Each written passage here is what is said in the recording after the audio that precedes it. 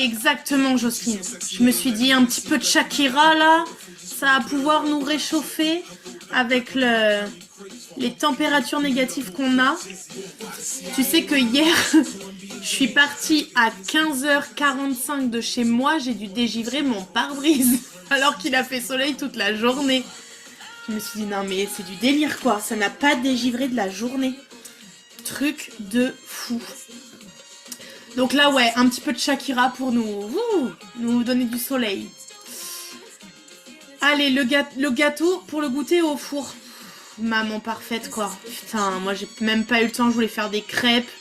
Il va rentrer à 15h45 et il va me dire eh, t'as pas fait des crêpes maman, t'avais dit? Bah ouais, j'avais dit, mais le temps de faire à manger, aller chercher le courrier, machin, nan. Voilà quoi. Donc il n'y aura pas de crêpes. Allez tous chez Émilie du coup pour le goûter, on est sûr d'avoir un gâteau. On est au moins sûr d'avoir ça pour le goûter. Venez pas à la maison, parce qu'il n'y a plus rien, les placards sont vides, c'est la misère.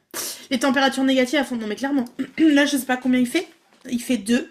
Il faisait -5 ce matin, là il fait 2, mais hier ça n'a pas dégivré de la journée quoi. Truc de dingue. Bref, donc, je vous partage mon écran. Donc pareil, vous aurez le document, tout ça, comme d'habitude. Tac. -1 chez moi maintenant. Ouais, bah hier on était à -1, 0 toute la journée. Heureusement il y a un peu de soleil, mais ça c'est bien, les froids secs ça va tuer les microbes. Comme ça on sera en pleine forme après. Allez, du coup, trop long les crêpes, vive le Thermomix. Non mais j'ai le Thermomix, hein. Je peux le mettre au Thermomix, mais ils te disent, oui, il faut faire reposer la crêpe pendant 30 minutes et tout. Donc à chaque fois, je fais à la bourre. Donc en fait, je les fais cuire tout de suite. Bref, comme ça quoi. Mais ouais, au Thermomix, les crêpes, bim bam boum, en 2 minutes, c'est terminé. Je lui ferai peut-être à 4h si je suis vraiment motivée, je lui ferai quelques crêpes. Donc, cet après-midi, les variables, c'est un élément précis du Human Design qui va vous permettre de comprendre quelle est votre perception, quel est votre environnement idéal, de quelle manière vous digérez les aliments et les informations, et comment est-ce que vous allez chercher la motivation. Donc, on va voir 4 variables, et ces variables, on va les prendre en haut de votre schéma, c'est les 4 flèches que vous avez de chaque côté en fait de votre tête. Tout en haut, vous avez la tête et l'ajna, et il y a 4 flèches, et ces 4 flèches représentent ces variables. Donc, on a en haut à gauche la digestion, en bas à gauche l'environnement, en haut à droite la motivation, et en bas à droite la perception. Il faut savoir quelque chose, c'est que on va aller chercher plusieurs informations par flèche. Une flèche, déjà, on va regarder son sens. Est-ce qu'elle va à gauche ou à droite selon vos schémas? Et ça voudra dire quelque chose. Et la deuxième chose, c'est la couleur, la teinte qui est donnée à votre flèche. Et ça, c'est déterminé par le gros chiffre qui est à côté de la flèche. Donc, vous avez la flèche, vous avez un gros chiffre et un petit chiffre. Et donc, vous allez prendre le gros chiffre qui est en fait la teinte, la couleur de votre variable. Ok? Donc, vous aurez à chaque fois 2 informations à récupérer liées au sens de la flèche, puis à la teinte de la flèche selon le chiffre que vous avez. Les couleurs, les teintes, elles sont au nombre de 6 par flèche. Donc, vous avez un chiffre entre 1 et 6 à côté de votre flèche de la digestion, de l'environnement, de la motivation, de la perception. Est-ce que c'est bon pour vous? Est-ce que tout le monde voit les flèches? Est-ce que tout le monde voit les gros chiffres à côté, entre 1 et 6? Et du coup, est-ce qu'on peut partir? Ouais, c'est bon Letty, c'est bon pour vous, on peut partir dans la signification du coup. Donc, on va commencer par la variable de la digestion. Donc, en haut à gauche. Première chose que vous allez regarder, c'est le sens de votre flèche. Et la deuxième chose, c'est le chiffre. Donc, par rapport au sens de la flèche, il faut savoir que la variable de la digestion, c'est celle qui est reliée à l'alimentation, donc à l'assimilation des aliments, mais aussi des informations. Donc typiquement, quand vous vous formez, quand vous apprenez quelque chose, c'est la manière dont vous allez pouvoir le plus fluidement possible assimiler les informations, les retenir, etc. Les digérer. Donc, si votre flèche va à gauche, la flèche de la digestion, en haut à gauche, si elle va à gauche, elle nous montre que vous avez un profil actif. Ça veut dire que vous avez un besoin de nourriture plus important que ceux qui l'ont vers la droite, avec des repas plus réguliers. Donc, c'est-à-dire en plus grande quantité et de manière plus régulière. Et c'est la même chose pour l'assimilation des informations et des formations. Vous allez souvent avoir besoin de vous former fort, à outrance, et de manière très régulière. Le fait que la flèche aille à gauche, ça vous indique que vous avez une capacité à être régulière et constante. S'il y a 2 mots à retenir, c'est cela. Si votre flèche va à gauche, vous pouvez être régulière et constante dans l'assimilation des informations et des aliments. Si votre flèche va à droite, donc la flèche en haut à gauche de la digestion, si elle va à droite, vous avez un profil passif. Et dans ce cas-là, vous avez un besoin de nourriture qui est beaucoup moins important que ceux qui sont en profil actif. Vous avez moins besoin de repas réguliers. C'est donc la même chose pour les informations et les formations. Et le fait que votre flèche aille à droite, ça indique que vous êtes irrégulière et inconstante. Donc à gauche, régulière et constante. Vers la droite, irrégulière et inconstante. Donc déjà, ça peut vous montrer, quand vous avez une flèche à gauche, vous allez plutôt avoir des repas qui sont réguliers, qui peuvent être à heure fixe, qui peuvent être plusieurs fois dans la journée, etc. Quand vous êtes à droite, vous allez être beaucoup plus irrégulière, vous allez sauter des repas, vous allez manger à des heures qui sont pas forcément des heures auxquelles on devrait manger, entre guillemets, etc., etc. Ok ? On va venir maintenant apporter une teinte à ça. Tout s'explique, c'est ça, tout s'explique. On va donc amener une teinte, une variation à ça, et donc c'est là que rentre en jeu votre couleur. La couleur, c'est ce qui est par rapport aux chiffres. Donc là, je vais vous donner les couleurs de 1 à 6. Qu'est-ce qu'elles veulent dire ? Peut-être mettez-moi en commentaire vos couleurs, comme ça on passe celles où il y a personne qui ont ces couleurs-là, comme ça on gagne du temps et on peut être un peu plus dans l'échange. Donc la couleur, c'est un chiffre de 1 à 6 qui se trouve à côté de votre flèche de la digestion. Peu importe, non, pas la couleur de la flèche. Je veux que vous me donniez le chiffre qui est à côté de votre flèche, qui est ce qu'on appelle une couleur, une teinte de votre variable. Donc là, on a 2, 3, 4.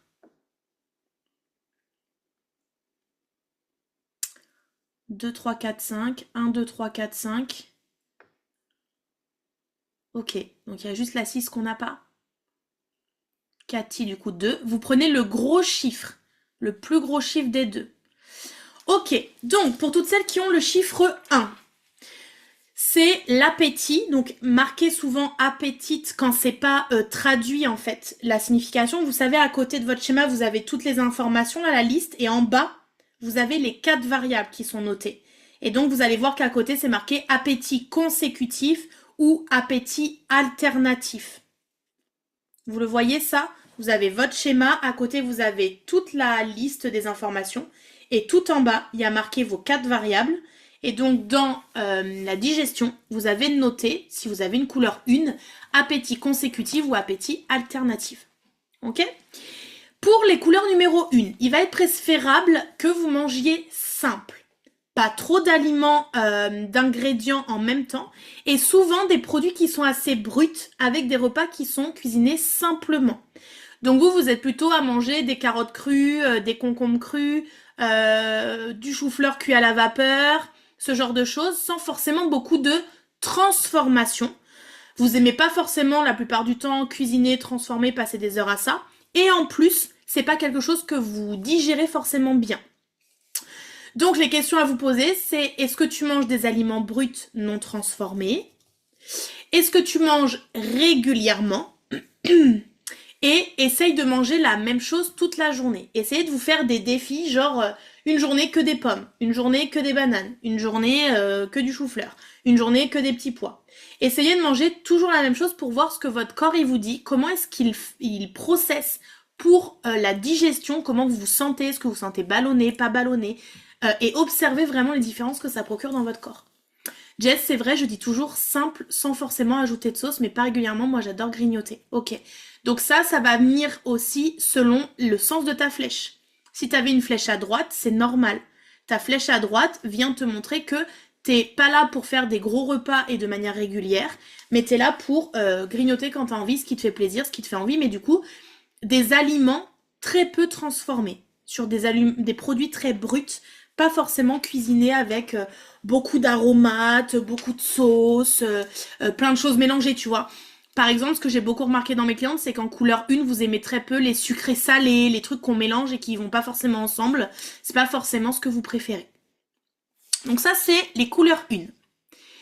Les couleurs 2, c'est taste, open ou close. Les couleurs 2. Donc là, vous êtes beaucoup plus ouverte à l'expérimentation, mais vous êtes quand même très sélective. C'est-à-dire que vous avez envie de manger des choses, vous allez sélectionner ce qui vous fait le plus plaisir et vous aurez aucune culpabilité à dire non mais ça j'aime pas donc je veux pas en manger.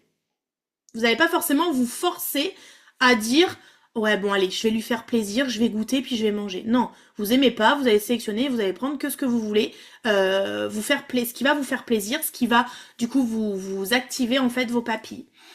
C'est des personnes qui n'ont souvent pas besoin de goûter pour savoir si ça va être bon ou pas. Juste par l'aspect et le côté visuel, elles vont dire non mais ça je vais aimer ou ça je vais pas aimer. Il n'y a pas forcément besoin de le mettre en bouche pour elles.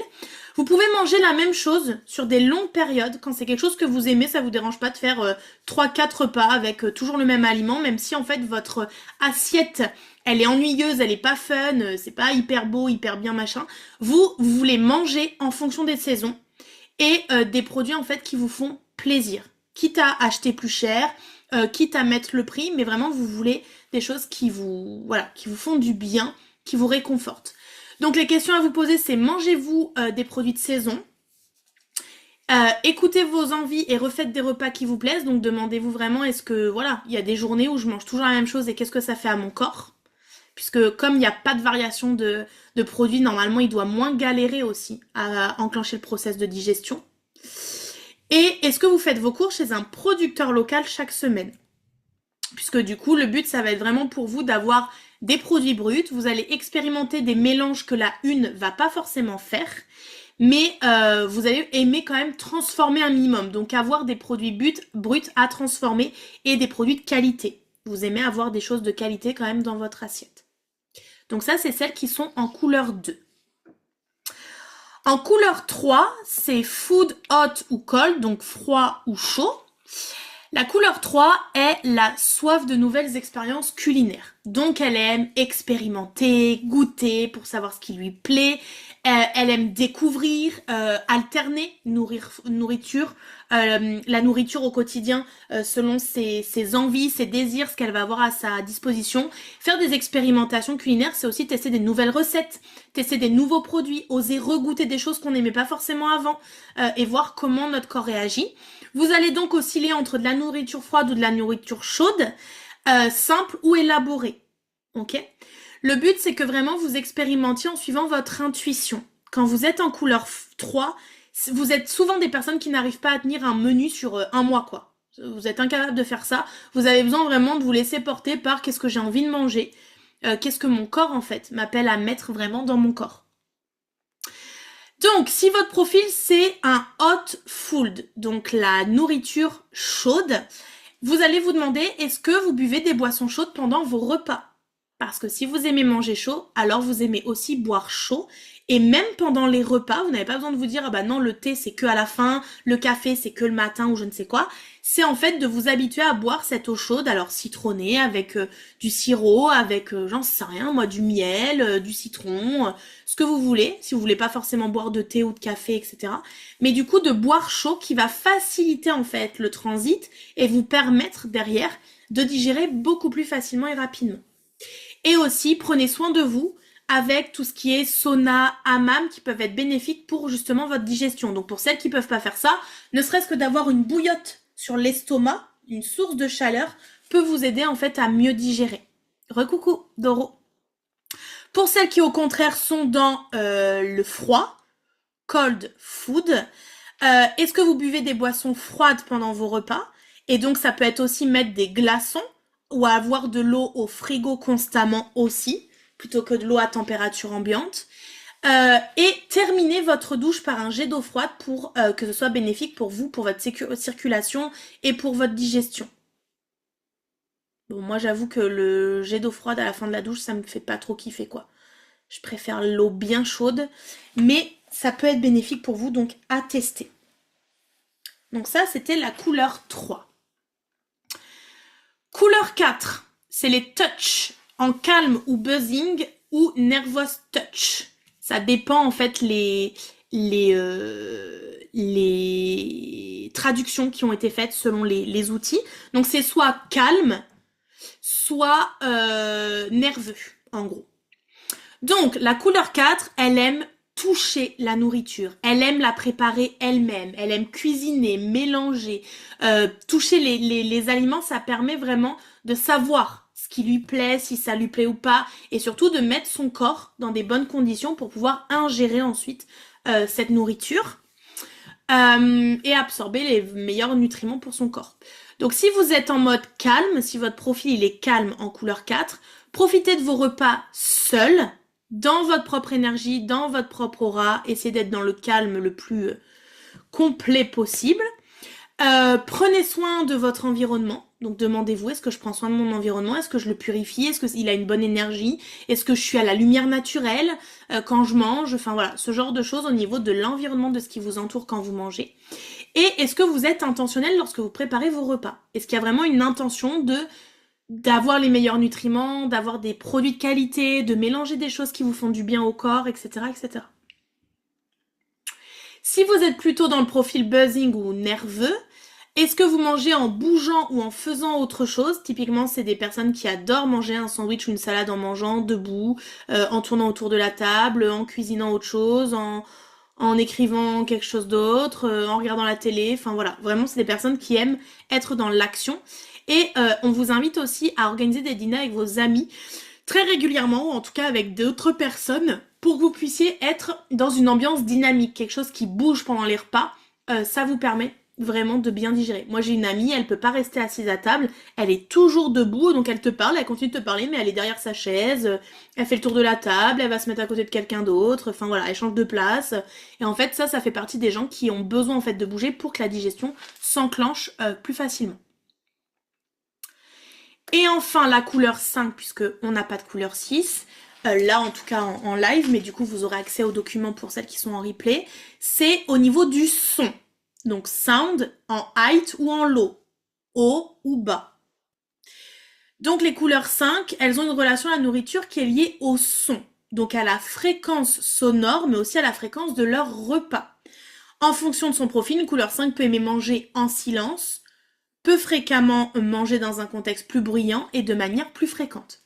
Donc si vous êtes en height sound, c'est-à-dire en haut, attention Cathy, j'ai dit vous prenez le gros numéro, celui qui est le plus gros entre les deux. C'est celui qui détermine votre couleur. Donc le son en haut, vous allez pouvoir vous créer votre propre playlist pour pouvoir manger ou apprendre en musique. Donc typiquement si vous voulez manger et bien digérer, faites-le en musique avec des sons qui vous représentent, qui sont bons pour vous, etc. Et ensuite, vous allez pouvoir aussi apprendre en musique, c'est-à-dire que quand vous avez des formations, quand vous voulez apprendre certaines choses et être en fait dans l'incubation d'informations, et du coup vous allez pouvoir le faire en musique. Comment tu définis le height ou le low? C'est marqué sur votre schéma. Vous avez votre schéma, à côté vous avez la liste des informations, en bas vous avez vos 4 variables et donc c'est marqué. Si vous êtes en couleur 5, on vous dit si vous êtes en haut ou en bas. Ou si c'est haut ou doux, etc. Ok? Et donc si vous êtes en low sound, est-ce que vous mangez dans le silence? Alors je sais qu'avec les enfants c'est pas forcément facile, mais du coup est-ce que voilà vous arrivez à instaurer du silence au quotidien? Et vos repas sont vraiment sacrés, donc prenez le temps de les apprécier seuls au maximum. Et du coup de vous mettre dans des conditions, si par exemple c'est que le midi, et que le soir c'est plutôt brillant, etc., n'hésitez pas le midi à vraiment profiter d'un temps calme, donc sans télé, sans dispersion sonore, etc. Je ne le vois pas. t'as tout en bas de ta colonne où il y a toutes les informations, t'as les 4 dernières lignes qui sont les 4 variables. Voilà, c'est ça, sur le côté, tout en bas. Exactement. Et là, en fait, c'est noté si t'es plutôt en silence ou en bruit, quoi. Si t'as du bruit ou pas. Et juste pour vous montrer la couleur 6, c'est la même chose qu'on vient de voir, mais c'est lié à la lumière. Donc si vous mangez à la lumière directe ou la lumière indirecte, la lumière directe, c'est ceux qui mangent selon le lever et le coucher du soleil. Donc c'est-à-dire que l'été, on peut faire notre petit-déj à 6h du mat parce que le soleil est levé. Par contre, à l'hiver, notre dernier repas, il est à 17-18h. Parce que le coucher du soleil est beaucoup plus tôt. Et après, on va plus forcément avoir faim. Donc c'est plutôt basé sur la lumière. Voilà. Est-ce qu'il y a des questions sur cette première variable et les couleurs qui sont données du coup par rapport à cette variable-là et ce qui vous a été dit? Est-ce que vous vous reconnaissez? Est-ce qu'il y a des conditionnements par rapport à ce que vous devriez être naturellement? Puisqu'on n'oublie pas que ce que je vous donne là, c'est ce avec quoi vous êtes né énergétiquement. Donc il y a peut-être eu aussi des conditionnements. Émilie, c'est dingue, c'est trop ça. Généralement, ça trompe pas. Complet, manger dans le calme, c'est vital pour moi. Voilà. Donc, plus vous allez respecter ça, et plus vous serez dans une énergie positive pour la digestion et tout ce qui s'ensuit. Donc, ce que je vous ai donné là pour l'alimentation, c'est la même chose pour l'incubation d'informations. Ok? Donc, c'est vraiment important que vous puissiez aller chercher ça au maximum quand vous êtes dans de l'apprentissage aussi. Marine, moi je me reconnais pas, c'est l'inverse. Floriane, j'avoue, je me reconnais pas trop. Donc là, ça veut dire qu'il y a eu des conditionnements. Donc là, cherchez les conditionnements qu'il y a pu avoir. Qu'est-ce qu'on vous a dit sur, moi par exemple, je suis en lumière directe, donc il faut que je mange à la lumière du jour. Donc ça veut dire que l'hiver, à 17h, en fait, je fais mon gros repas. Quand j'ai faim, en fait, c'est pas mon...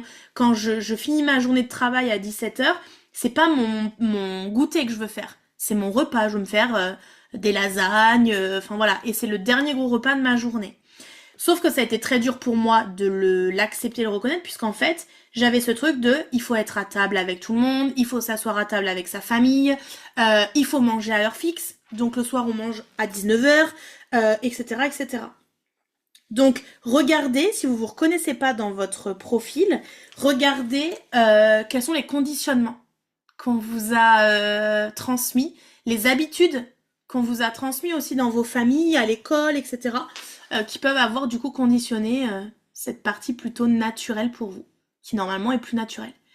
Moi je me reconnais bien, mais un petit conditionnement pour avoir grandi avec un papa cuisinier, donc je mange quand même de tout, mais j'aime les choses simples.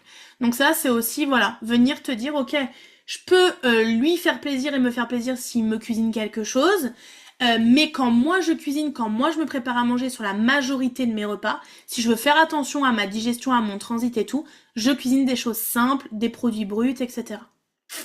Je suis d'accord sur le côté passif, mais pas le froid, j'avoue, j'ai horreur des trucs froids. Alors du coup, va creuser. Qu'est-ce que ça t'évoque, les choses froides, la froideur? Va chercher sur le champ lexical. C'est quoi les croyances que t'as autour de ça? Moi, par exemple, Elio, il est en froid. Et depuis tout petit, tu veux lui faire chauffer son assiette de pâtes ou quoi, il te refuse catégoriquement. Et à chaque fois, je dis, non mais Elio, tu vas pas manger une assiette de pâtes froide. Ça n'a aucun sens. Mais lui, c'est comme ça qu'il les préfère. Et comme il est tout petit et que du coup, je fais en sorte de pas le conditionner à ce que moi je préfère, et du coup, je respecte ça. Il mange quasiment tout froid. Le lait le matin, tu as le malheur de lui faire chauffer même 30 secondes, il te pète une durite. Il le boit pas, il te dit, il va au frigo, il se resserre un lait froid. Pareil, j'ai actuellement une bouillotte entre les mains alors que je suis froide après le HD. Mais du coup, allez voir ce que ça vous évoque, le froid. Tout à fait. Ah oui, Agathe mange souvent froid aussi. Voilà, ça peut être intéressant que tu regardes si elle est dans ce type de personnalité. Je voudrais être sûre d'avoir compris, il y a 2 flèches, mais là, c'est la première flèche qu'on regarde pour la digestion. La flèche qu'on a regardée pour la digestion, c'était celle-ci. En haut à gauche. Et là, on va aller voir la flèche en bas à droite. Celle de la perception. Ah oui, parce que j'ai compliqué un peu le truc, je les ai pas fait dans l'ordre. Pour brouiller un peu les pistes et pour voir si vous suivez vraiment ou pas. Je les ai pas mis dans l'ordre complet. Donc, on a vu la digestion en haut à gauche. Là, on va voir la perception en bas à droite. Donc là, pareil, vous prenez le sens de votre flèche et vous prenez le gros chiffre à côté. Je me reconnais bien dans les deux. Parfait.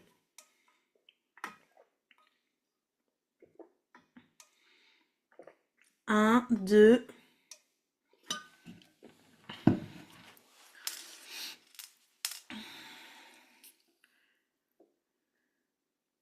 3, 4, 5.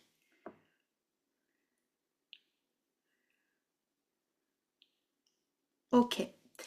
Donc, pour la variable de la perception, c'est tout ce qui est relié à votre perception du monde, à votre façon, votre manière de voir les choses, de regarder les choses. Vous savez que quand on parle d'une situation, par exemple, comme on a vu dans la séance de déblocage inconscient en fin de matinée, tout est question de perception. C'est la manière dont vous avez vu les choses, dont vous avez vécu les choses, et une autre personne peut raconter la même situation, la même scène, elle ne le racontera pas de la même manière. Donc ça, c'est la perception. Du coup, on va regarder le sens de la flèche déjà. Donc la flèche qui est en bas à droite de votre tête et de votre ajna, elle détermine si vous êtes un profil plutôt focus et spécifique ou si vous êtes un profil périphérique et non spécifique. Donc si elle va à gauche, vous êtes focus et spécifique. Ça veut dire que vous êtes stimulé par des objectifs qui sont très précis et qui sont très spécifiques. Et vous portez une grande attention à tout ce qui est les détails.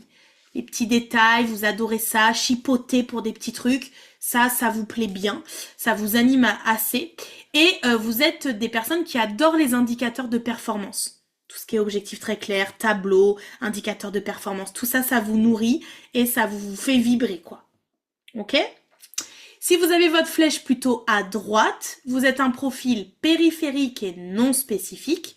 Là, ça veut dire que vous êtes stimulé par des objectifs, beaucoup plus abstraits. C'est-à-dire que vous allez beaucoup moins vous attacher aux détails et vous allez avoir plutôt une vision globale. Vous allez aimer vous laisser porter par le flow. Et donc, les intentions vont être plus importantes que les objectifs pour vous. Et donc, vont être très larges. Les objectifs pour vous, ça vous parle pas tellement. Vous préférez mettre des intentions. Et d'ailleurs, si vous regardez ce matin, Jocelyne, tes profils, t'es à droite, non spécifique et périphérique, ou à gauche? T'es à gauche, focus et... Ok, et spécifique, d'accord. Toutes celles qui ont écrit des intentions, des objectifs ce matin en mode... en chiffres, je sais pas trop quoi mettre et tout, mais par contre, j'y vais, je mets des jolis mots, je mets de l'énergie, etc. Ça, c'est typiquement des personnes qui ont la flèche à droite. Je vais vous donner un exemple. Avec le même exemple avec ces deux profils. L'exemple que j'aime bien faire et que vous comprenez souvent très bien, c'est l'exemple de la maison. Vous cherchez à déménager et vous cherchez une maison. Quelqu'un qui va être en mode focus et spécifique, il va dire « Je veux une maison de 230 mètres carrés, je veux qu'il y ait 5 chambres, je veux qu'il y ait un garage qui fasse au moins la moitié de la taille de la maison, je veux qu'il y ait un terrain d'au moins 1000 mètres carrés, je veux qu'il y ait une cheminée, un insert à bois. S'il est dans le coin du salon, à côté du canapé, c'est encore mieux. Et la cuisine, je veux qu'il y ait au moins une plaque à induction, un four avec la pyrolyse. Et je voudrais pouvoir mettre un frigo américain qui, du coup, fait au moins 120 cm de largeur. Bon, je pousse un peu le truc, mais en gros, c'est ça. D'accord ? Quelqu'un qui a sa flèche à droite, il va dire « Je cherche une maison assez grande avec des grands volumes, très lumineuse, où du coup je vais pouvoir ressentir la chaleur, être au calme. Donc je voudrais que ce soit dans un lieu en fait où on ressente vraiment le calme, l'ouverture, où je peux sortir de chez moi dans un jardin qui est très arboré, très relaxant, qui me permet vraiment de prendre du temps pour moi et du coup de pouvoir m'éloigner de la folie du business en ligne quand je suis dans mon bureau. » Donc, le focus est spécifique, la flèche à gauche. Il va être déterminé sur un nombre de pièces, des mètres carrés, la longueur des fenêtres, la longueur du plan de travail dans la cuisine, les dimensions, les trucs, les détails, les chiffres, les mètres et tout. Alors que quelqu'un qui a une flèche à droite, il va être beaucoup dans la globalité, dans les ressentis, dans le flow de ce que va lui procurer cette maison. Vous voyez, j'ai parlé de luminosité, d'un jardin arboré qui est zen, qui apporte des choses positives, etc. Ça, c'est quelqu'un qui va du coup chercher une maison qui est en périphérique et non spécifique. Et même un placard à tel endroit. Exactement, Jessica. Genre, je veux un dressing dans chaque chambre, je veux qu'un côté soit avec 5 étagères minimum, l'autre côté, je veux que ce soit pour la penderie. Ça, typiquement, c'est quelqu'un qui a la flèche à gauche. Qui va savoir exactement ce qu'elle veut et comment elle le veut. J'ai été spécifique dans ce que je recherchais dans mon nouvel appartement et j'ai trouvé en 2 mois, je l'avais. Mais voilà. De toute manière, ce qui est sûr, c'est que si vous savez exactement ce que vous voulez, que vous le nommez et que vous le ressentez dans votre corps, en fait, que genre, c'est pour moi, c'est ça, l'univers vous enverra. Plus vous êtes spécifique et plus vous savez exactement ce que vous voulez, plus l'univers vous envoie exactement ce que vous voulez. Pas eu besoin, envoyez mon dossier, accepté dans 1 semaine. Et ben voilà. Ma flèche est à droite et c'est complètement moi, ça m'impressionne tellement c'est juste, pourtant je sens que je suis plus spécifique que non. Alors ça veut dire qu'il y a un conditionnement, ça veut dire qu'on t'a appris à être dans de la demande, nanana, alors que si t'es flèche à droite, potentiellement t'écoutes beaucoup plus ton flow, ton énergie, la variation de ton flow et ton énergie, et du coup, il y a ce côté plus large. T'es plutôt dans du ressenti, dans ce que ça va te procurer, dans voilà ce que tu vas, dans quoi tu vas être immergé en fait corporellement parlant. Au niveau de ta perception, tu vois la luminosité, je ressens de l'amour, je ressens que c'est cocooning, tu vois ce genre de choses. C'est ça en fait que tu vas plutôt demander plutôt que une place de 120 cm d'un mètre 20 pour un frigo, tu vois, par exemple. Ça en fait tu vas t'en foutre en réalité. Donc, ensuite, vous prenez le chiffre, qui est encore une fois à côté le plus gros, et donc on va aller voir la couleur, la teinte de votre perception. Pour celles qui sont en couleur 1, votre perception est liée à la survie. Cette perception, elle est très primaire, très primitive. En fait, vous êtes quelqu'un qui voyait les choses de façon assez brute, assez simple, telle que c'est. Vous voyez ce qui peut survivre, ce qui peut vivre, ce qui est nécessaire à la survie. Donc vous allez voir tous les besoins de base. Si vous prenez la pyramide de Maslow, c'est le premier étage. Tous les besoins de base, manger, boire, dormir, etc. C'est ça qui va être important pour vous, c'est de répondre aux besoins primaires. Donc dans notre société, ça peut donner des personnes qui sont matérialistes et qui amassent beaucoup d'argent, beaucoup de matériel juste pour se rassurer. Et donc comme les personnes qui ont un profil avec une ligne 1, on est sur une ligne personnelle. Donc on parle de survie individuelle. C'est nous qui devons survivre dans la masse de gens et dans la vie. Mais vous êtes aussi des personnes qui sont capables de voir de quoi les gens ont peur ou de repérer des choses ou des événements qui pourraient faire peur et donc de nommer, ça peut être un danger pour moi, pour nous, pour la société et donc de pouvoir mettre des mots dessus. Ok ? Quand on cherchait une maison, c'était tout à fait ça. Je cherchais du calme et certaines maisons, j'ai juste eu des ressentis qui m'ont dit non, c'est pas elle, c'est ça. On peut pas forcément expliquer en fait, mais c'est juste un ressenti. Ça, c'est le chiffre, c'est bien ça. Oui, c'est le grand chiffre à côté. Donc ça, c'est la couleur 1. Celles qui ont le chiffre 1, c'est la survie qui va vous montrer les choses en fait. Vous allez voir les choses toujours avec cet œil de est-ce que je vais survivre et qu'est-ce qui peut survivre dans cet espace-là, avec ces décisions-là, etc., etc. Couleur numéro 2, c'est la possibilité. Vous êtes des personnes qui sont là pour nous montrer les possibilités par rapport à une problématique et les solutions qu'on peut chercher. Donc, quand vous voyez un problème, quand vous voyez une situation, vous cherchez toutes les solutions, toutes les possibilités qui sont possibles dans tous les domaines et dans tout le monde. C'est-à-dire que vous avez zéro limite sur la solution au problème. Vous allez tout envisager. Vous allez avoir ce spectre assez large pour pouvoir tout envisager. Parfois, vous pouvez être distraite par l'appel des probabilités. Et donc, l'appel à prouver que les possibles sont réels. Donc ça va être votre grand dilemme. Vous dire possibilité est différent de probabilité. Les possibilités, on ouvre très large sa vision, alors que les probabilités, on va être dans le mental et dans le calcul. Il y a combien de chances sur combien que ça se passe comme ça? Alors que les possibilités, waouh, on ouvre vraiment très très large. Effectivement, ouverture large pour trouver la solution. Très bien. C'est tellement juste, je me dis toujours, il y a forcément une solution. Exactement. Donc vous allez vouloir tout envisager. Il y a zéro limite. Donc attention pour vous à pas tomber dans la probabilité. à pas chercher à ce que la solution que vous trouvez, elle soit probable à se réaliser, qu'il y ait une chance sur 2 pour que nanana, on s'en fout. En vrai, restez dans l'ouverture de conscience pour trouver les possibilités qui peuvent se présenter à vous. Ok ?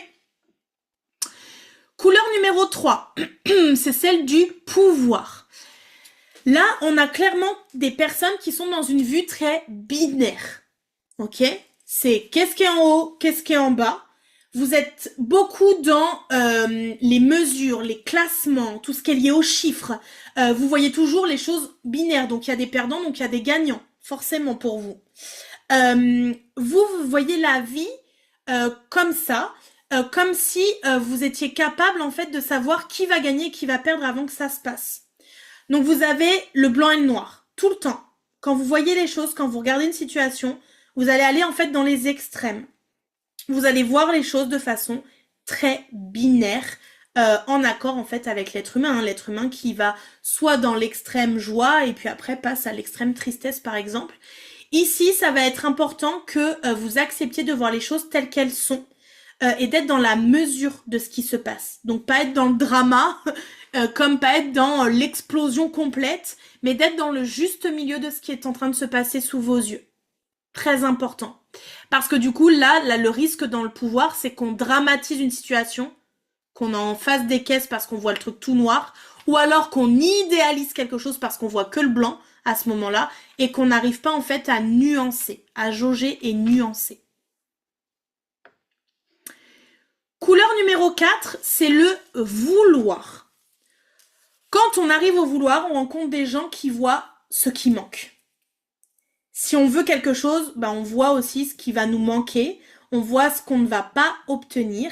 Et donc là, on est un peu à l'inverse du 1, qui voit ce qui est là, ce qui est nécessaire pour la survie, ce qui est essentiel.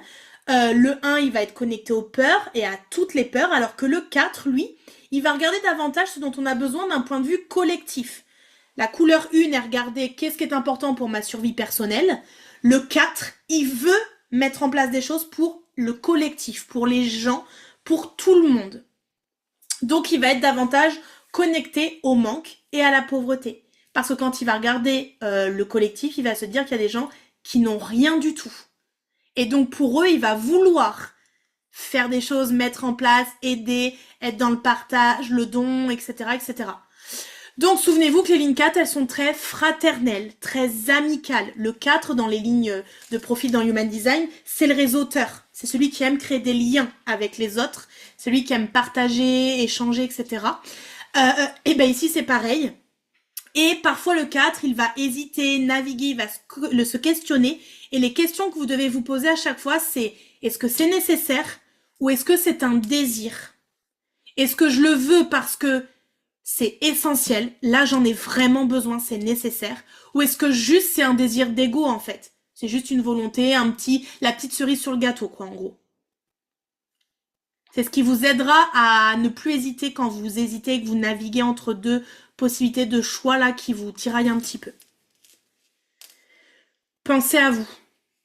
Pensez à vous avant de penser toujours aux autres, même si ça vous pousse à servir le collectif, pensez à vous au sein du collectif. Tellement vrai pour moi, je suis 4. Ça te ressemble tellement, Anna. Couleur 5, c'est la probabilité. Tout à l'heure, on était dans la possibilité, et donc là, on a la probabilité. Il faut se souvenir qu'une ligne 5, dans les profils, elle sait qu'elle sait.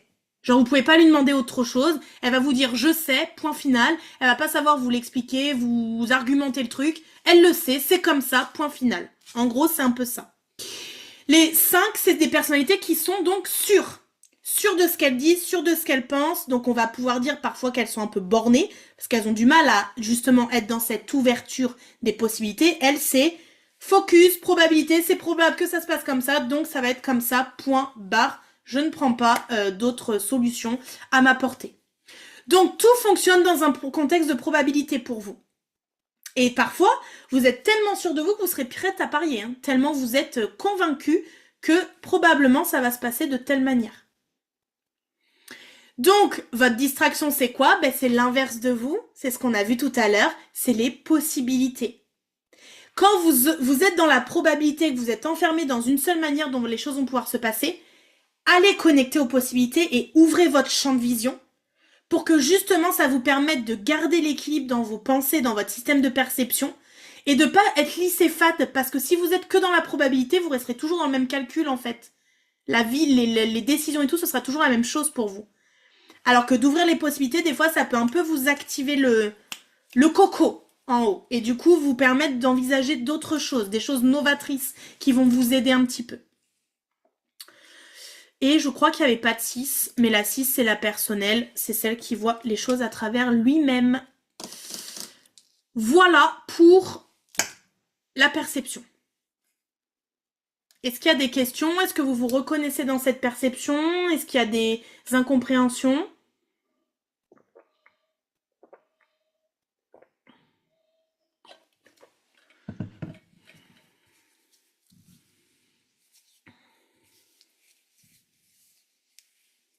Complètement moi. Je me reconnais très bien. Parfait. Marilyn, je me reconnais toujours pas. Donc du coup, va voir. Qu'est-ce que tu penses du chiffre qui est ressorti? Alors, quand vous vous reconnaissez pas du tout dans aucun, allez voir aussi s'il n'y a pas une erreur dans votre date de naissance ou quoi. Hein. Ça peut être possible aussi. Floriane, je me reconnais bien. Super. Ok. On va voir maintenant la motivation. Qu'est-ce qui fait que vous arrivez à vous motiver au quotidien? C'est la flèche qui est en haut à droite. Donc pareil que tout à l'heure, 14h14, le 14 janvier. Décidément, je pense que je les aurais tous fait depuis ce matin. Le sens de la flèche et le plus gros chiffre à côté.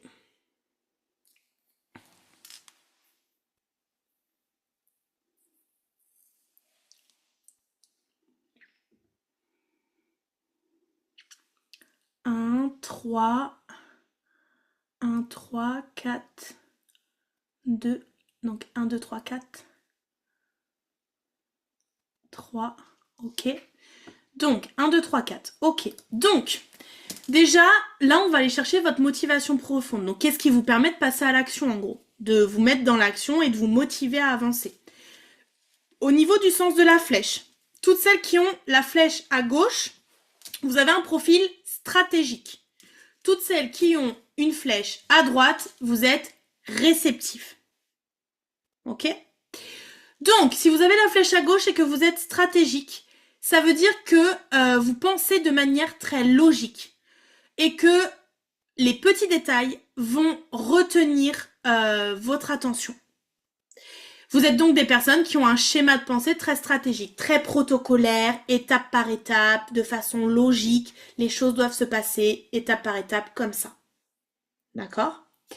Si votre flèche va plutôt à droite, vous êtes dans un profil réceptif et donc vous êtes beaucoup moins structuré.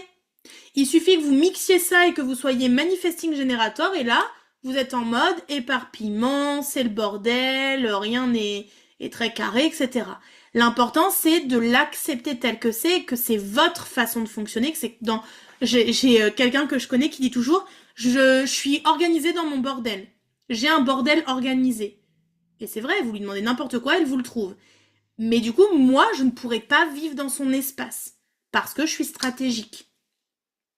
Donc moi, j'ai des classeurs, j'ai des tiroirs, il y a des étiquettes, chaque chose a sa place, je sais où trouver les choses, mes bouquins, ils sont tous rangés correctement, machin nanan.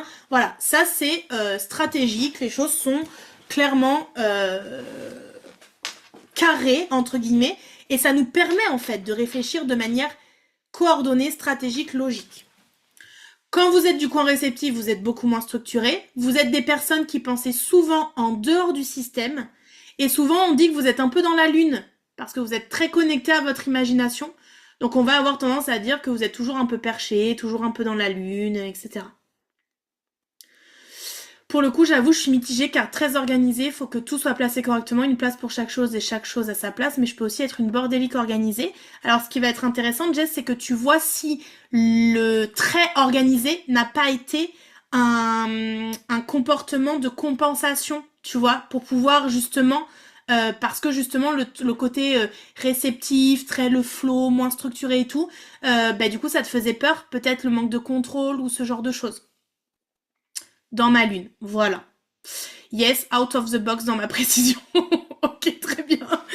C'est un concept particulier, mais pourquoi pas.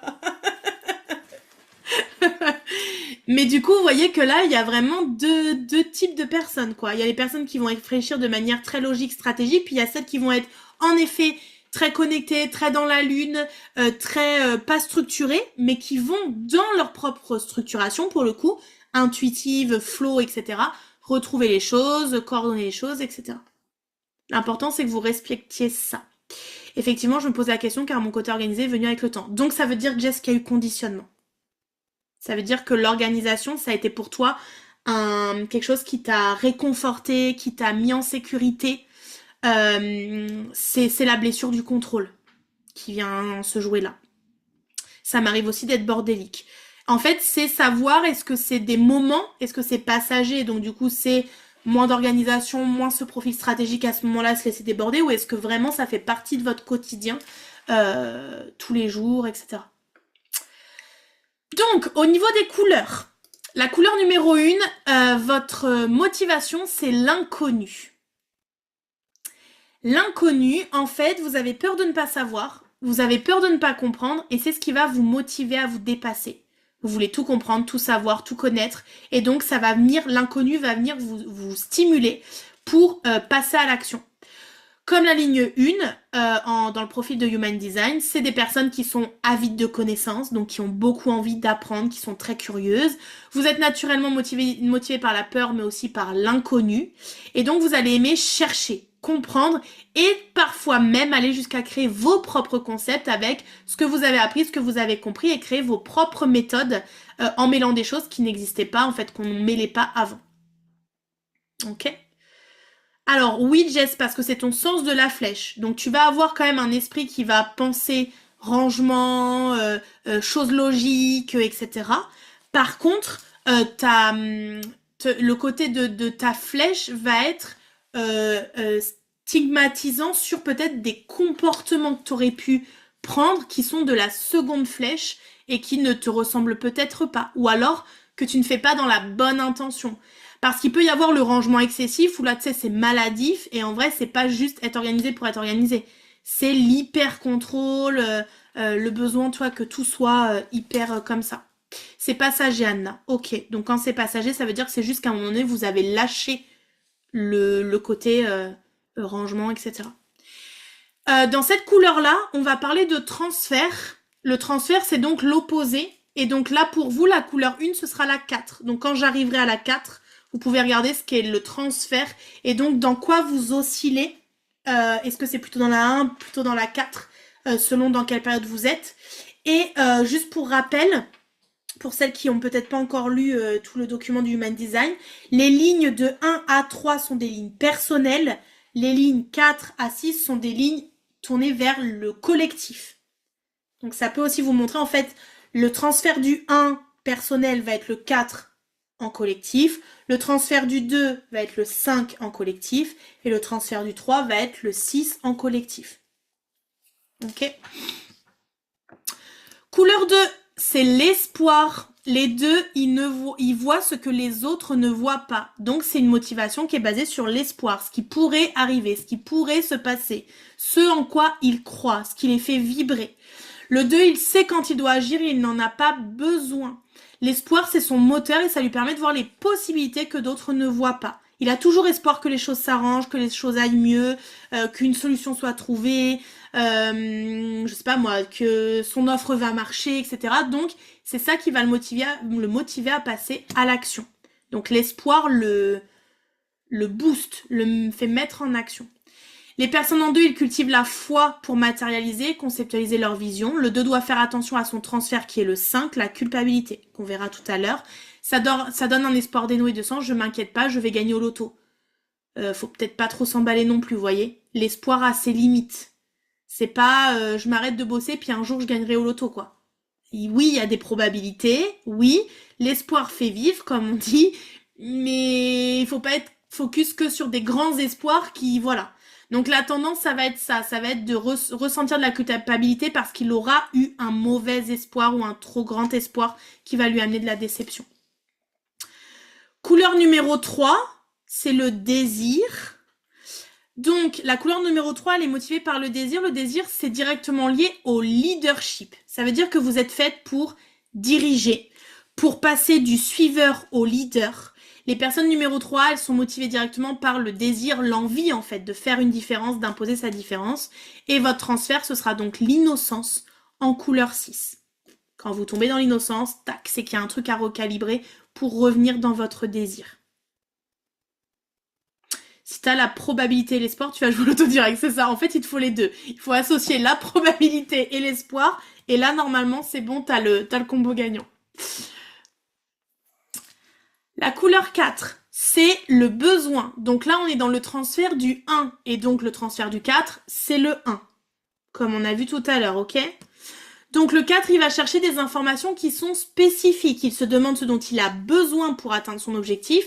Il ne se perd pas dans les détails et les possibilités. De quoi j'ai besoin, je vais le chercher et je l'obtiens pour pouvoir avancer.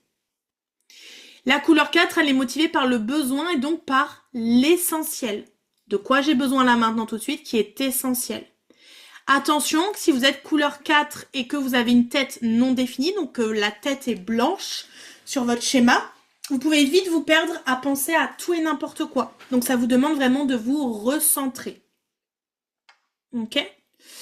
Du coup, si je suis en 1, que dois-je puiser dans le 4 ? En fait, si tu es en 1, le 4, c'est un peu ta tendance à la dispersion, à pas être centré et focus sur ton inconnu, mais du coup à basculer vers le besoin. Or, toi, tu as besoin d'être motivé par l'inconnu. C'est l'inconnu qui t'active, qui te motive. Donc si tu tombes trop dans le par exemple, je veux des détails, je veux des possibilités, patati patata, c'est que tu es en train de te perdre et t'es pas focus sur ton inconnu qui te génère cette motivation. Exactement. Quand on a le 4, la tête définie, c'est compliqué. Il faut faire du tri dans ce qui se passe dans la tête.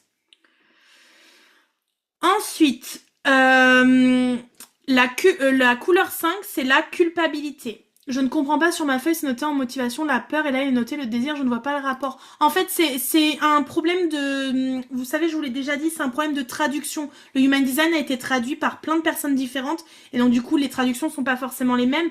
En fait, derrière le besoin, c'est la peur de ne pas avoir quelque chose. Si tu as peur de ne pas obtenir, de ne pas combler ce besoin, et ben du coup, ça va te mettre en motivation, ça va te motiver à te mettre en action. Ok ? C'est juste une notion de mots et de traduction. Ensuite, la couleur numéro 5, donc ça c'est le transfert de toutes celles qui sont numéro 2. C'est la culpabilité. Donc le 5, il est là pour arranger les choses. C'est celui qui va venir tout réparer, tout solutionner. Et donc quand quelque chose ne lui convient pas, ça le motive à le changer. Ça me convient pas, ok, je pense à la solution et à comment je peux changer les choses. Et il va faire la même chose avec les gens. Il veut transformer les gens, les aider à se déconditionner, et la plupart du temps, le 5 va utiliser la culpabilité pour les transformer. Il va déclencher un sentiment de culpabilité chez les gens qui va faire que cette culpabilité va faire « Ah ouais, t'as raison, je peux pas rester comme ça.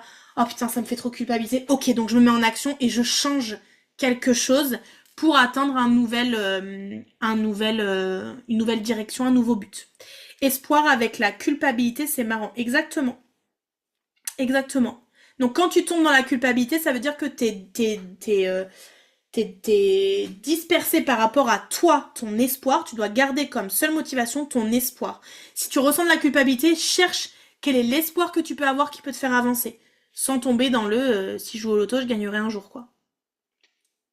Dans des espoirs trop grands qui ont peu de chances du coup de se réaliser.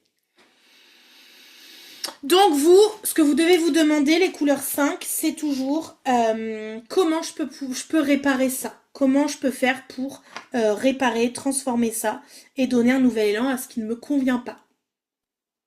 Ok ? Exactement, Alison. L'espoir d'avoir tes 15 stagiaires pour ta session. Exactement. Pour quelqu'un qui est en 5, où son transfert, c'est l'espoir, La difficulté, c'est que vous pouvez tomber dans l'espoir et ne plus savoir quoi réparer. Quel est le sens en fait de votre job pour pouvoir venir réparer les gens ou les choses. Et la couleur 6 qui est le transfert pour toutes celles qui sont 3.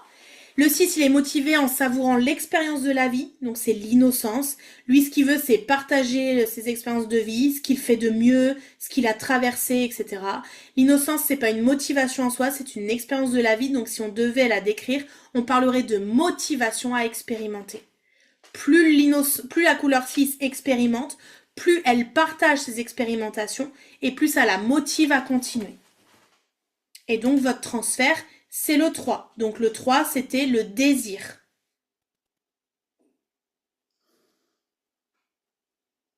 Mais je crois que personne n'était en 6. Ça peut être juste le transfert de celle qui était en 3.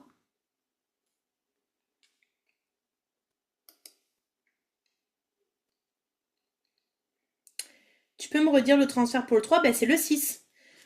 Quand t'es 3, ton transfert, c'est le 6. Et quand t'es 6, ton transfert, c'est le 3.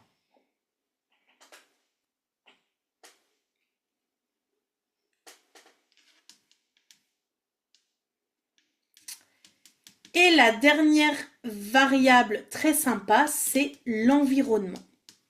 Je ne comprends pas l'histoire du transfert. En fait, c'est un peu ton côté biaisé, ta façon de te disperser par rapport à ta motivation profonde.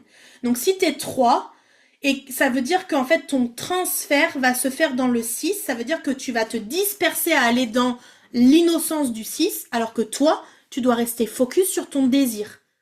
Le désir qui te motive au quotidien. Ce serait un peu ton élément de dispersion. C'est un peu un comportement, une stratégie d'évitement en fait que tu prendrais pour éviter d'être motivé par ce qui te motive profondément et donc te mettre en action. Est-ce que c'est plus clair dit comme ça ? Non, ça n'a aucun rapport avec le côté défini ou non défini. C'est juste, si t'es 1, ton transfert c'est 4. Si t'es 2, ton transfert c'est 5. Si t'es 3, ton transfert c'est 6. Et pareil de l'autre côté. Rien à voir avec le côté non défini. C'est juste que dans une des couleurs, on a dit que si en plus vous aviez la tête non définie, ça pouvait encore plus activer le côté j'ai plein de pensées, ça va dans tous les sens, etc. C'est tout bon, parfait. Donc pour l'environnement, il faut que vous alliez chercher donc votre flèche en bas à gauche, et à cette flèche, vous allez chercher le sens de votre flèche et le chiffre. Le 6... 4, 1, 2, 6, 5, 2.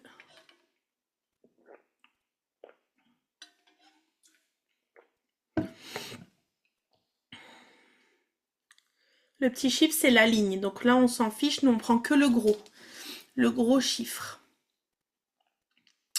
Ok, donc il n'y a que le 3 que vous m'avez pas dit. Ok. Donc, l'environnement, c'est l'espace qui nous correspond le mieux.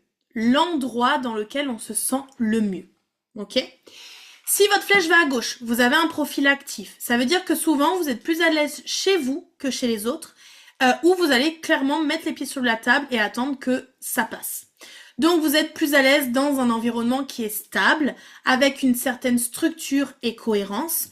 Et donc, ça va être bon pour vous de trouver des endroits à visiter que vous aimez, que vous pourriez visiter, revisiter, etc. Parce qu'en fait, ça ne vous dérange pas d'être dans un même espace. Vous allez même venir vous en nourrir d'une autre façon, d'une autre manière. Donc, par exemple, repartir en vacances dans le même endroit parce que vous étiez senti bien, c'est OK pour vous. Ça n'a aucun problème pour vous. Votre environnement idéal appelle en fait à l'action et vous êtes également ici pour être observé lorsque vous êtes dans votre environnement. Donc votre environnement va venir vous dynamiser. Et voilà exactement. Quand on est en profil actif, on adore être chez nous et donc du coup, le télétravail, c'est très bon pour nous. Travailler à la maison, entreprendre à la maison, etc. Très bon pour nous. Ensuite, celles qui ont la flèche à droite. C'est un profil passif. Donc, c'est possible que vous appréciez être servi, être immobile chez vous, comme chez les autres. Vous êtes plus adapté à un environnement qui est changeant, qui est malléable, qui vous inspire, qui nourrit votre créativité. Ça va être important pour vous que vous écoutiez votre intuition pour savoir ce qui vous convient le mieux et savoir quand il est temps de déménager ou alors même de bouger les meubles parce que vous aimiez que votre maison bouge, que votre appartement bouge, que vous changez les meubles de sens pour avoir l'impression de changer juste d'espace, de donner un petit coup de renouveau. Donc vous devez penser à ce que vous voulez ressentir dans votre environnement et à venir le chercher et même le créer. Parce que vous êtes dans votre environnement pour observer. Donc, vous avez besoin de vous sentir détendu dans votre environnement pour être observateur de ce que vous allez voir à partir de l'environnement où vous êtes là. Donc, contrairement à la flèche à gauche qui a un environnement qui dynamise, la flèche à droite, vous voulez un environnement qui vous détend. J'adore bouger les meubles. Et ben voilà, tout s'explique. C'est même bizarre, je trouve, d'être si curieuse, aimer les choses nouvelles et pourtant ne pas être attirée par les voyages. Ça n'a rien à voir. La curiosité n'est pas égale au voyage. La curiosité, elle peut être juste dans des connaissances, dans des compétences, dans de la nourriture intellectuelle. Mais ça n'a rien à voir avec le voyage. Ça n'a rien à voir à la base. Après, tu peux associer curiosité et voyage, découverte du monde, etc. Donc, couleur numéro 1. Ce sont les caves, les grottes. C'est un environnement de sécurité. Vous avez besoin de vous sentir protégé, en sécurité. Vous aimez avoir le contrôle sur votre environnement, sur les personnes que vous invitez à entrer dans votre vie et donc dans votre espace privé. C'est important que ces personnes respectent votre intimité. C'est des gens d'intérieur qui rêvent généralement d'être à l'extérieur et d'avoir une place à la campagne, mais qui s'épanouissent beaucoup à l'intérieur dans des environnements ressemblant à des grottes. Les couleurs numéro 1 ont souvent besoin d'un cocon pour bien dormir. Donc travailler dans un open space peut être compliqué, sauf si vous prenez le bureau qui est dans le coin, dos au mur. Je vous présente l'endroit où je fais mes lives quand j'ai créé mon bureau qui est dans le coin de ma pièce où j'ai la vue sur la porte d'entrée, mon bureau et ma baie vitrée. Je vous présente l'endroit où j'ai mis mon bureau qui est un bureau d'angle. Je suis grotte. Donc quand on écoute vraiment comment on fonctionne et là où on se sent bien, donc l'orientation de nos espaces, de nos bureaux et tout, c'est hyper important. C'est pareil quand vous choisissez une place à table en fait. Souvent vous allez vous mettre dans le coin ou alors de sorte à avoir la vision sur tout ce qui va se passer. C'est comme si vous étiez dans le coin et vous aviez la vision sur tout ce qui se passe sur le reste de la pièce. Complet, ressentir le lieu et mon appartement, je l'ai ressenti tout de suite, au top quand je l'ai trouvé, trop bien. Du coup, en conscience, quel environnement te va le mieux, quelle orientation? Déjà, ok, je suis là, comment je ressens les choses, comment je dois positionner les choses, comment je les oriente pour que je me sente bien.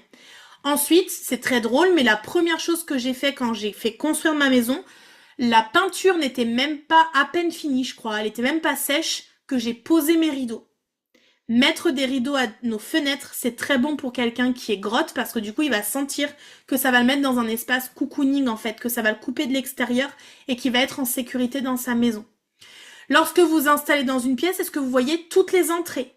Souvent, on va avoir tendance à se mettre dans le coin au fond et à avoir accès en fait aux différentes portes et fenêtres dans la pièce qui s'offre à vous pour avoir accès en fait à tout ce qui va se passer. Pour votre sommeil, celles qui sont grottes, est-ce que vous vous couvrez bien? Le but, quand moi l'été, même s'il fait chaud, j'ai toujours une couverture sur moi. Toujours. Elle est peut-être moins épaisse, elle est différente, etc.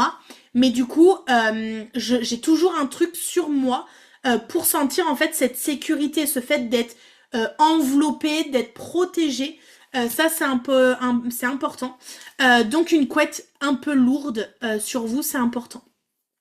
C'est fou cette histoire de rideau, je les retire toujours. Bah, du coup, qu'est-ce que tu ne veux pas accepter en étant dans ta grotte? Si t'es grotte, qu'est-ce qui te fait peur en étant enfermé dans ta grotte?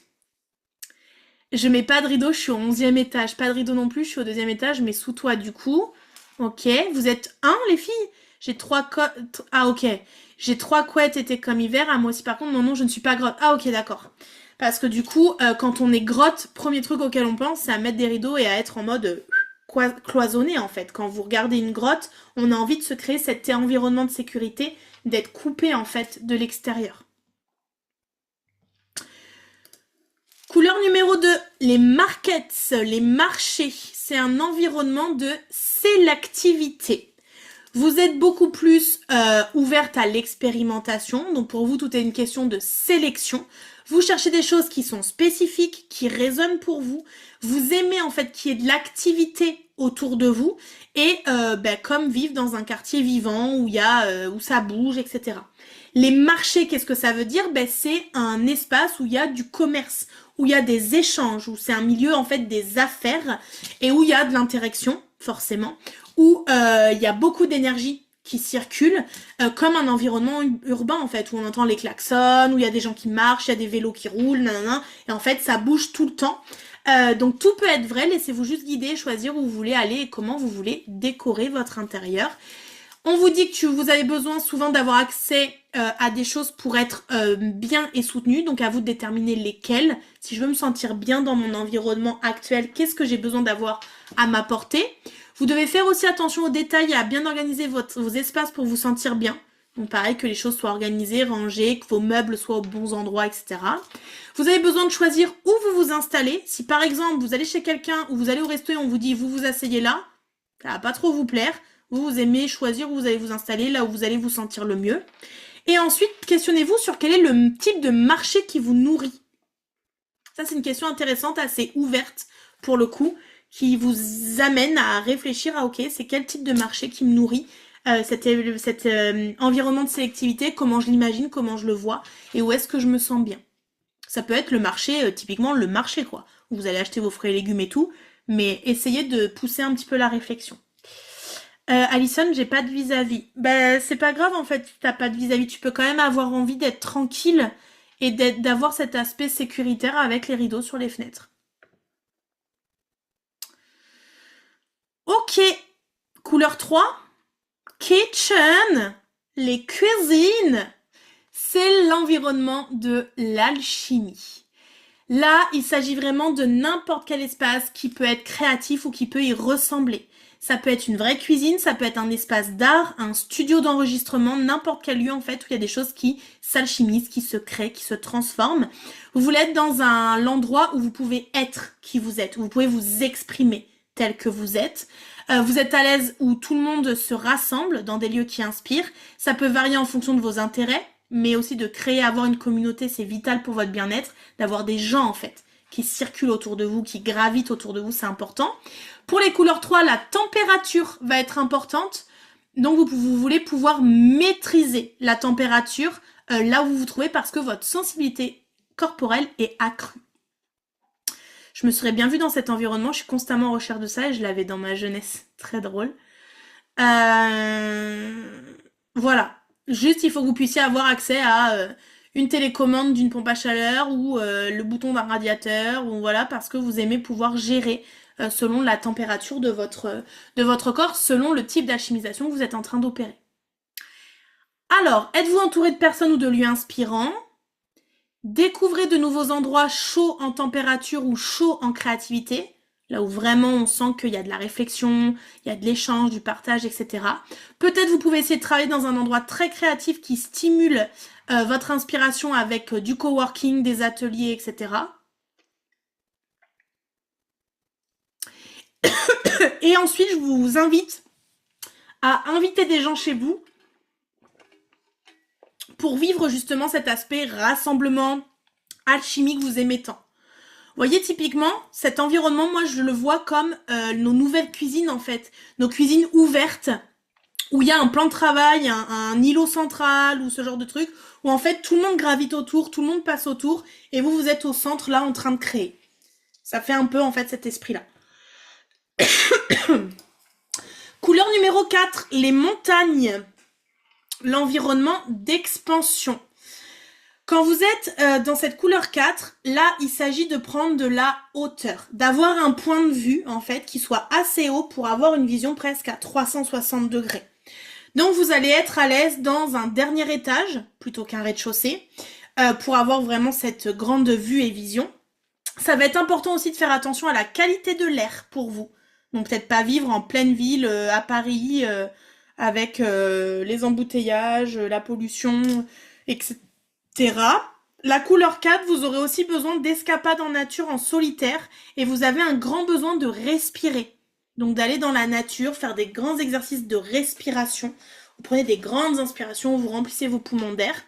Et on peut rapprocher la couleur 4 au profil de 4 où il faut toujours équilibrer le temps en communauté et le temps en solitaire. Vous, c'est un grand besoin pour vous.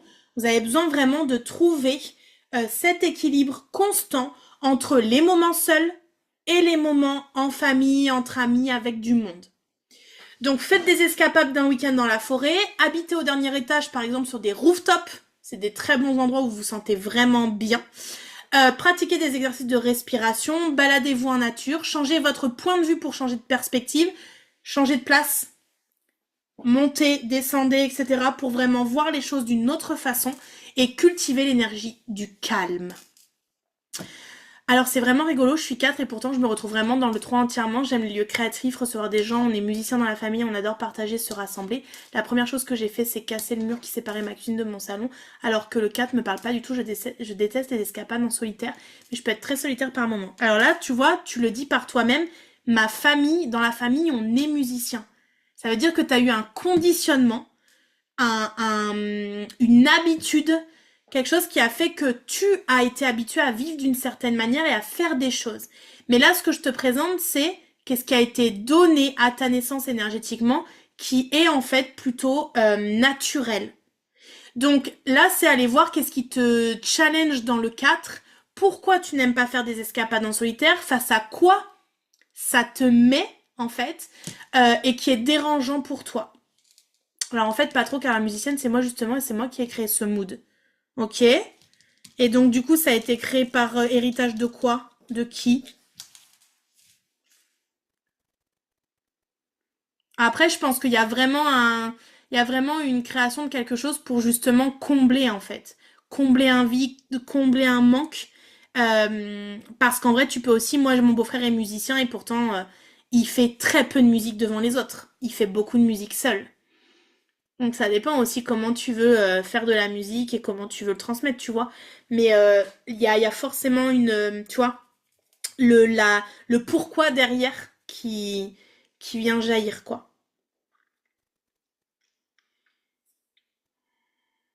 Ben du coup, je veux que tu ailles creuser. Par un système d'écriture ou quoi, tu vas creuser pourquoi c'est flippant. Qu'est-ce qui te fait flipper? Qu'est-ce qui te fait peur là-dedans? Couleur 5, du coup, je sais plus c'était quoi les chiffres, mais il devait y avoir une couleur 5. Ouais, Marilyn 5. Les vallées, donc ça c'est l'environnement d'intimité. Donc contraire à la couleur 4, la couleur 5 il est plutôt au niveau du sol, donc dans les vallées, alors que la montagne on est plutôt en hauteur. Elles regardent et connectent avec le monde qui les entoure, donc elles sont très dans la proximité. C'est des personnes qui ont besoin d'une bonne communication, d'une bonne circulation de l'information et de favoriser des liens intimes avec leur communauté. Donc clairement, dans les vallées, on est typiquement à l'endroit où on installe les canaux de télécommunication, où on installe les antennes, les fils pour Internet et compagnie. Elle privilégie la qualité plutôt que la quantité. La couleur 5 apprend souvent mieux de manière auditive. Puisque dans la vallée, il y a du calme. Privilégie les liens intimes et les véritables connexions. Ton apprentissage se fait mieux de manière auditive. Privilégie une communication saine et ouverte, donc une communication non violente.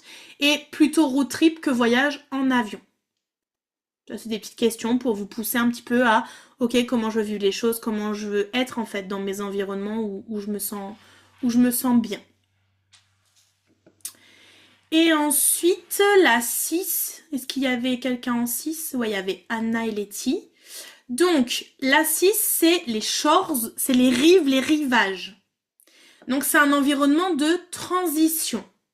En couleur 6, vous aimez les transitions dans le paysage. Ah, Jocelyne aussi. Donc, vous aimez les transitions dans le paysage ou dans le périmètre dans lequel vous vivez. Ça peut être vivre à une frontière d'un pays, vivre auprès d'un rivage, mais ça peut être aussi vivre près de l'océan, ça peut être vivre à un changement de région au sein de votre pays, etc. Là, ce qui est important de comprendre, c'est que vous voulez être dans une part imaginaire un petit peu. C'est-à-dire que vous voyez un océan, vous voyez cette énergie de l'océan qui est grandiose, qui est immense, ben en fait pour vous, essayez de trouver la fin de l'océan, là où il peut se terminer, ça va vous nourrir parce que vous allez être dans l'imagination, dans la projection. Et vous allez être nourri quand vous allez explorer des choses qui vont être nouvelles, des cultures différentes, où vous allez vous perdre en fait, dans des mondes qui sont un peu imaginaires. Donc vous pouvez être dans écouter de la musique d'autres cultures, d'autres pays, avec d'autres sonorités, vous pouvez vous inspirer de cultures, de façons de faire, etc., qui sont étrangères. Et ça va être important pour vous que vous preniez soin des zones de transition. Tout ce qui est intérieur-extérieur dans une maison. Donc par exemple, tout ce qui est terrasse, entrée, porte-fenêtre, tous les endroits en fait où vous allez être en bascule, où vous allez transiter. Donc par exemple, je vous donne un exemple, prendre soin de mettre une petite table avec une chaise et une plante devant une baie vitrée parce que c'est l'endroit où vous allez transiter de dedans à dehors et vous avez envie que ce soit un bel espace. Devant votre entrée, vous pouvez mettre par exemple une arche de fleurs, un beau tapis de sol pour s'essuyer les pieds, etc. Vous allez vraiment prendre soin de ces espaces de transition dans vos maisons et d'être vraiment dans cette énergie, tout ce qui me fait passer en fait d'un état différent, intérieur, extérieur en l'occurrence. On vous invite du coup à être toujours à regarder l'horizon, donc le lever du soleil, le coucher du soleil, c'est des moments qui vous inspirent beaucoup et qui vous nourrissent. À vous connecter à d'autres cultures, donc écoutez de la musique afro, enfin j'en sais rien, mais du coup d'être vraiment dans la nourriture par l'extérieur, au-delà des frontières pour le coup. De vivre ou de travailler près d'un rivage ou d'une frontière, quelle qu'elle soit. Et de privilégier des activités où vous avez une grande vision. Donc par exemple le paddle, là je vous ai pris en exemple, on est sur une planche, on est debout, et du coup on peut naviguer, avancer et en même temps avoir une vue à 360 degrés sans être obstrué et à voir loin et voir voilà puissamment ce qui se passe après. Juste pas avoir le mal de mer, exactement, juste ça. J'adore les couchers de soleil. Généralement, quand vous êtes rive ou rivage, vous êtes hyper inspiré et vous vous nourrissez beaucoup des couchers et des levées du soleil. Oui, c'est quelque chose qui vous anime. Voilà, mesdames, on a passé les 4 variables et on a passé les 6 couleurs de chaque variable. Comment vous allez, comment vous vous sentez, est-ce qu'il y a des questions, est-ce qu'il y a des choses que vous n'avez pas compris, est-ce qu'il y a des choses sur lesquelles vous voulez qu'on revienne, etc. etc. C'est vrai, j'ai fait mes études en Bretagne, puis je suis partie dans les Landes et j'adore les civilisations indiens, Inca, Égypte, trop bien. C'est hyper intéressant ça, Doro.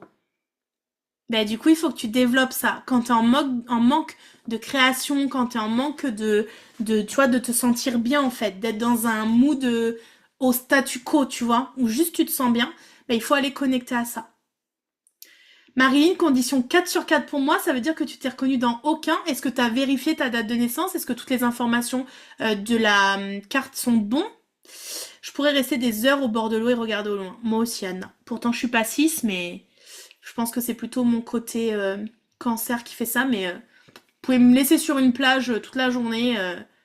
Vous revenez le soir, je suis au même endroit, j'ai pas bougé. Voilà.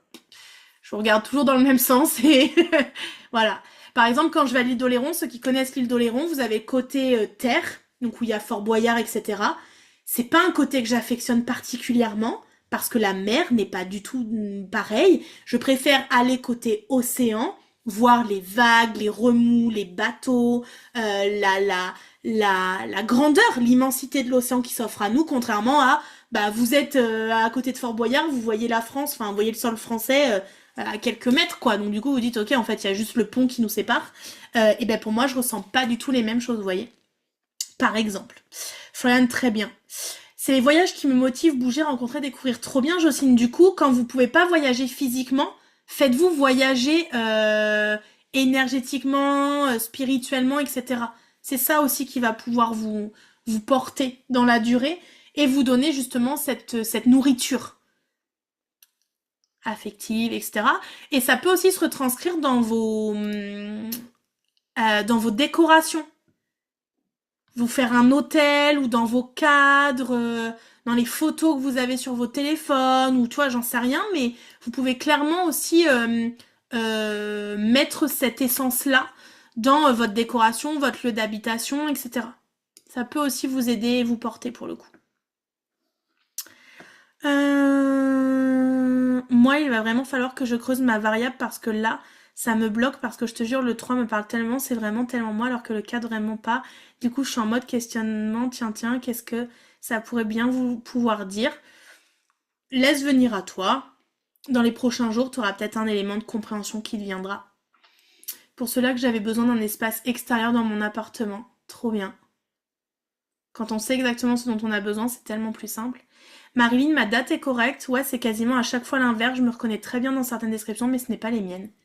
Très drôle. Donc en fait, ce qui peut être sympa, c'est que tu ailles voir celle dans laquelle tu te reconnais vraiment. Par qui vient ce conditionnement? Par quoi? C'était quoi tes habitudes personnelles, familiales? Qu'est-ce qu'on t'a inculqué? C'est quoi peut-être tes croyances par rapport à ça, etc. Il y aura d'autres rendez-vous pour échanger sur le HD. On va forcément en parler un peu au fur et à mesure, mais on pourra échanger par moment là-dessus. Oui, selon les points business qu'on va traiter, les séances de déblocage qu'on fera, on pourra aller chercher des choses sur le HD évidemment. Jess, c'est super intéressant, du coup ça permet de vraiment chercher des choses en soi. Exactement. Florian, je vais devoir vous laisser, je vous souhaite une belle fin de journée. Avec plaisir, Florian, bonne fin de journée à toi. Ok, écoutez, on est plutôt bien dans le planning, on a réussi à faire tout ce que je voulais. Est-ce qu'il y a des questions? Des questions, des interrogations sur les 2 premiers modules, sur ce qu'on a vu là aujourd'hui, etc. Est-ce qu'il y a des questions particulières avant que je vous débloque le début du module 3 qui va commencer par le client idéal que vous attendez avec impatience? C'est super intéressant, ça permet de mettre l'accent sur soi et en prendre conscience. Exactement, faire de soi sa priorité. Me restera à regarder le digestif que j'ai raté, mais je suis bluffée. Yes. Super bluffant, carrément. Moi, c'est vraiment venu confirmer des choses, quoi. Je vous avoue que l'histoire des rideaux, ça m'a marqué parce qu'en fait, quand j'ai découvert le Human Design, c'est quand je suis arrivée dans ma maison, quand j'ai fait construire ma maison. Et en fait, clairement, je vous dis, la peinture était à peine faite, il y avait juste le carrelage de poser. Première chose que j'ai fait, je suis arrivée avec mes tringles, mes rideaux et j'ai tout posé, quoi. Et là, mon mec, il m'a dit, non, mais c'est bon, il y a peut-être le temps, on vient juste de finir de poser le carrelage. Et en fait, non. Pour me sentir chez moi, j'avais besoin de fermer, en fait, les accès visibles des fenêtres et vraiment de pouvoir être chez moi. Et d'ailleurs, vous voyez, il y a des rideaux partout. Et d'ailleurs, sur une tringle, vous n'avez pas qu'un rideau. Là, sur ma tringle, j'ai 5 rideaux. Parce que mes rideaux ne sont pas tirés. Ils font des... Vous voyez ce que je veux dire? Ils sont pas tirés, quoi. Ils font des petits serpentins, là. Pour, du coup, faire un peu plus d'ombre et pas être hyper visible, quoi. Donc, du coup, j'ai plein de rideaux partout à mes fenêtres. C'est pas juste un seul rideau, quoi. Non, c'est minimum 4 à 5 rideaux par tringle. Voilà, c'est le conditionnement, qu'est-ce que vous voulez, c'est comme ça, on fait avec, hein. On n'a pas le choix, hein. De toute façon. C'est plus mon portefeuille qui a un peu de mal, parce que du coup les rideaux ça coûte super cher en vrai. Mais voilà. Je ferai la séance de ce matin en replay, j'étais pas en état ce matin pour le faire en direct. Pas de souci. Toutes celles qui n'ont pas fait la séance ce matin, reprenez-la, faites-la et puis vous envoyez sur le groupe vos prises de conscience pour qu'on les valide avec grand plaisir. Est-ce qu'il y a des questions les filles ?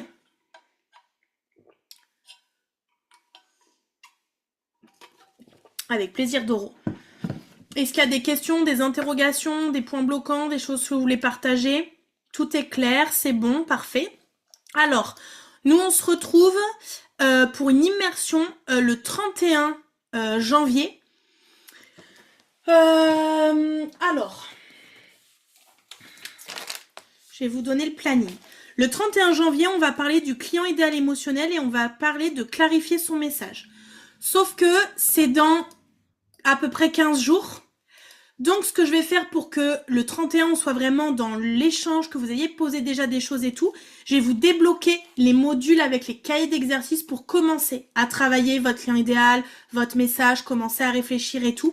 Je vais vous faire ça, dès que c'est fait, dès que c'est mis en ligne, je vous le mets dans le groupe comme d'habitude, pour que le 31, on soit vraiment dans de la validation, creuser les choses, dans de la compréhension, etc.